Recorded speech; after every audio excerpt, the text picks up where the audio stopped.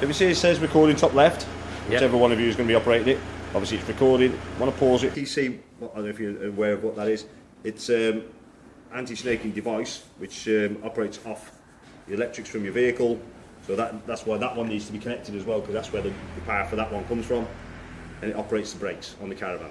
Right. Okay, so if it senses that movement, you're swaying, then it will actually apply the brakes slowly on the caravan. So you mentioned the car and the caravan are roughly that kind of angle. Slows the caravan down and the car just pulls it straight. So it's a really basic system, but it's pretty good, obviously. This is an indicator light, which when you plug your electrics in, you will hear the actual system self-test, so you hear it manually self-testing the brakes.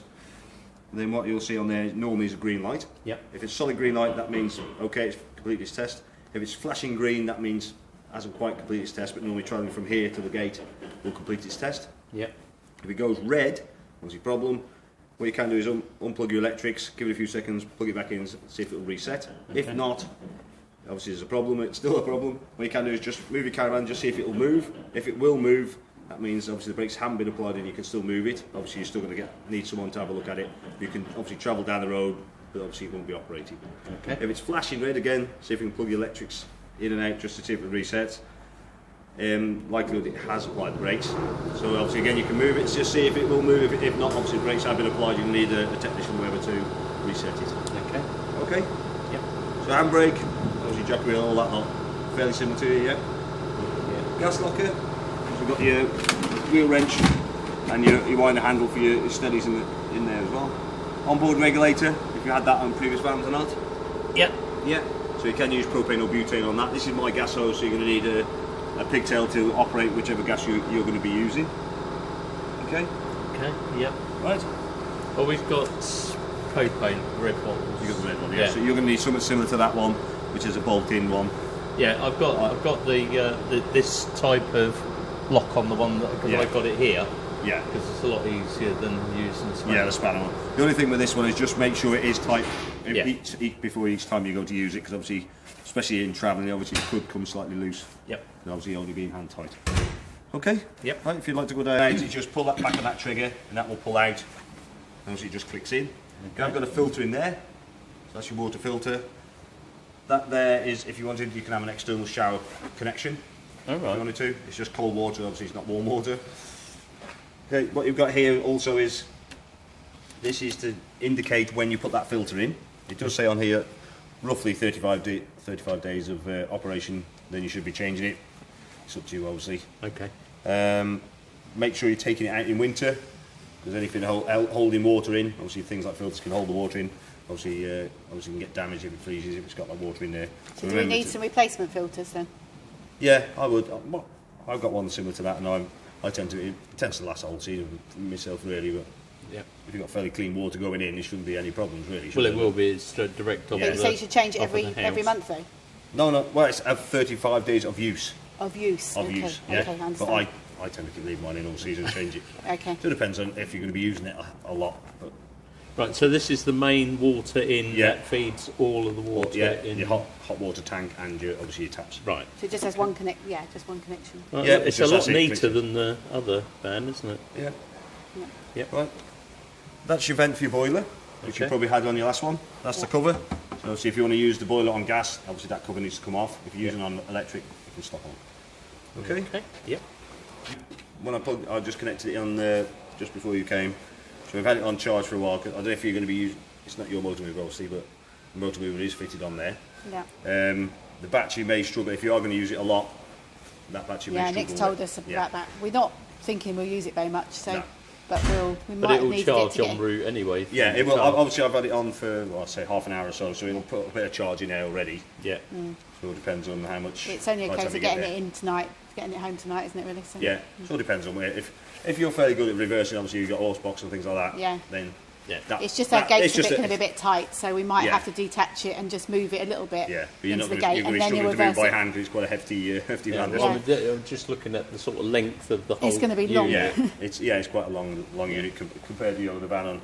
Well, we might just have to swing it at the gate as long as we can hang on to it, and then reattach it if need be and reverse it. Yeah, right. You have also got, obviously, you got your connection for your 240 there. There is actually a key switch there for the motor mover. and then it's actually got an aerial outlet input. So if you've got a connection to an external aerial, you can actually connect it into the van there. Oh, what, for TVs or? Yeah, externally on like satellite dish, or if you've got, some have on the super pitches have a bollard.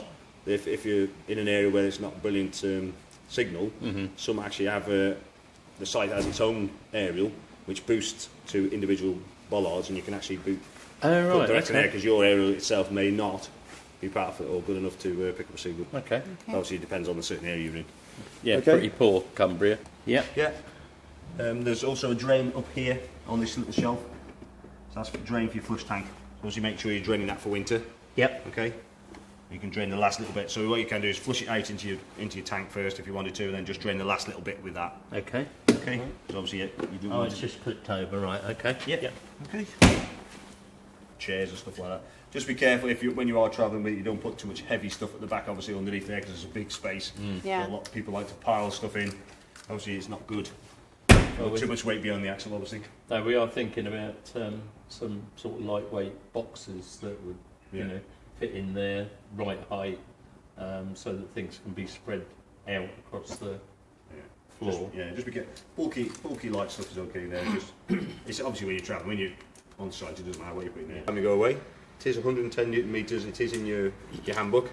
I will check them before you leave. Yep. Okay, so it is very important. Obviously, you've had that. This is with tyre blowout, and then obviously just as important as wheel obviously staying attached as well. If you're not checking them, That's the first thing accident investigators look for. yeah, that's it. They'll be checking them.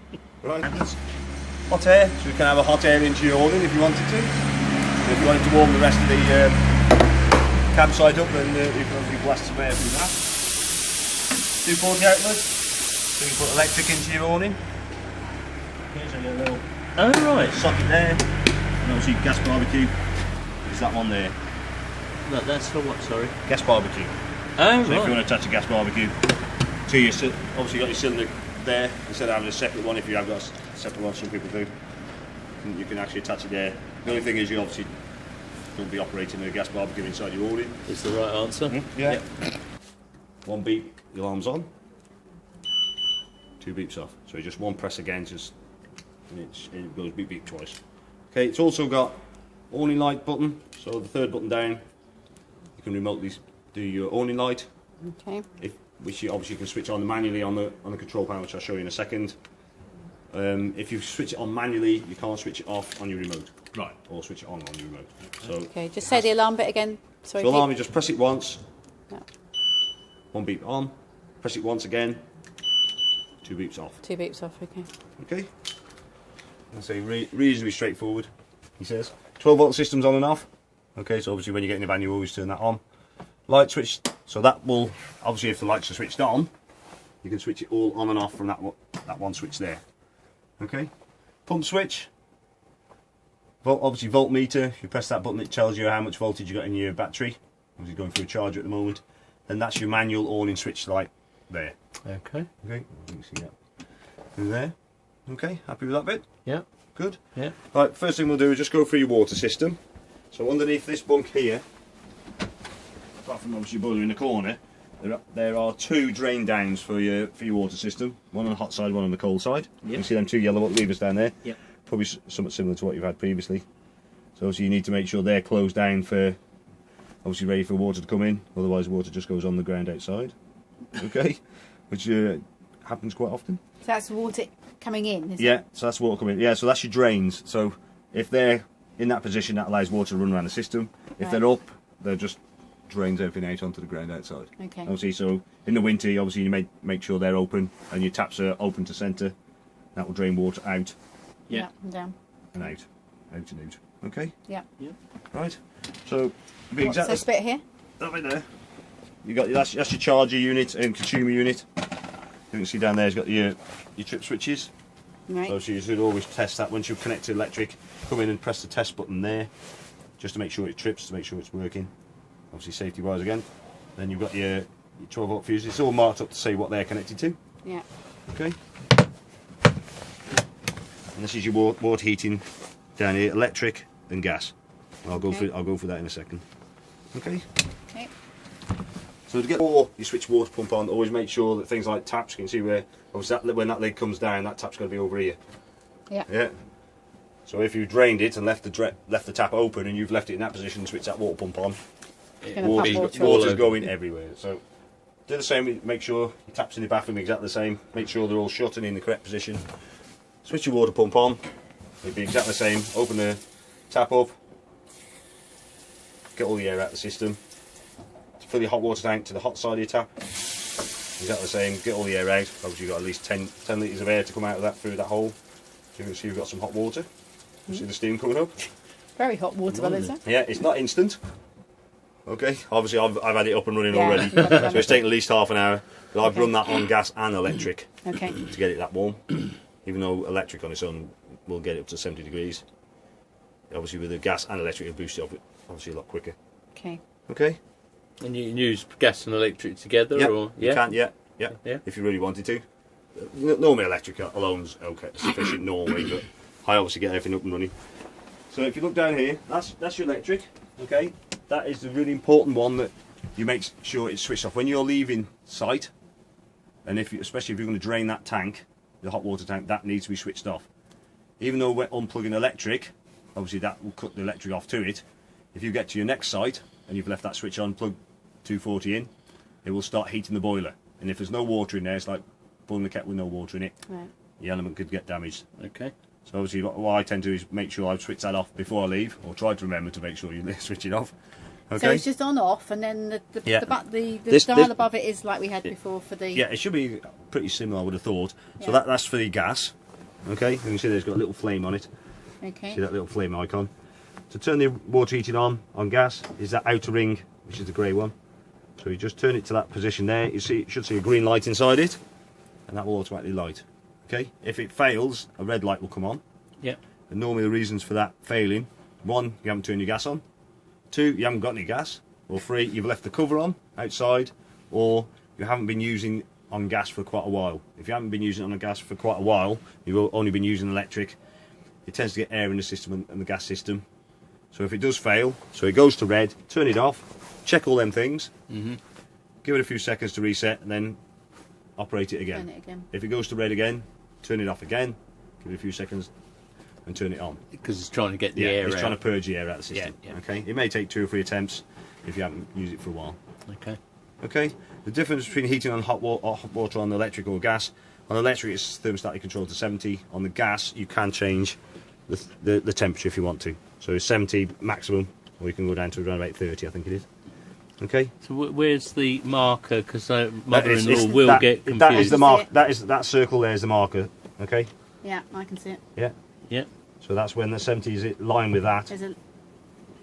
That's where it's set to. Okay.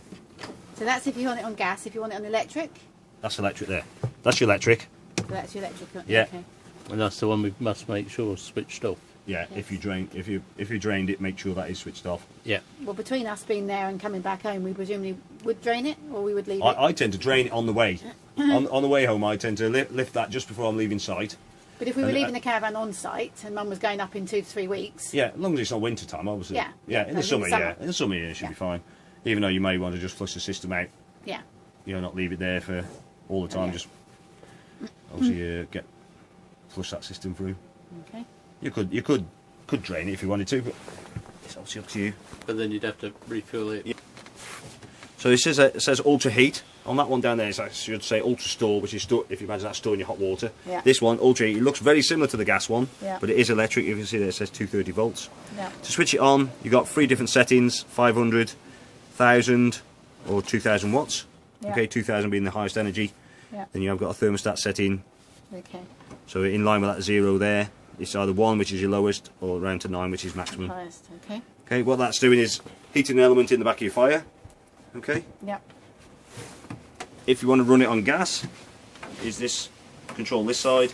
All you do is turn that, depress it, allow gas to come out, and then just fire the button there. It may take 2 or 3 attempts if you haven't operated on gas for a while. But if you can see down, if you can look down that window there, you should be able to see the flame. If you look at this angle You'd here, have to come. yeah, you have to come this angle there. We know that's there. Okay. Yeah. And obviously making sure to switch it off is bring it round to the 0 with the thinnest bit of the control there. And that automatically shuts it off. Yeah. Okay. Okay. What's This that this side of it is your fan. You can operate the fan on either energy. So this one don't use electric and gas at the same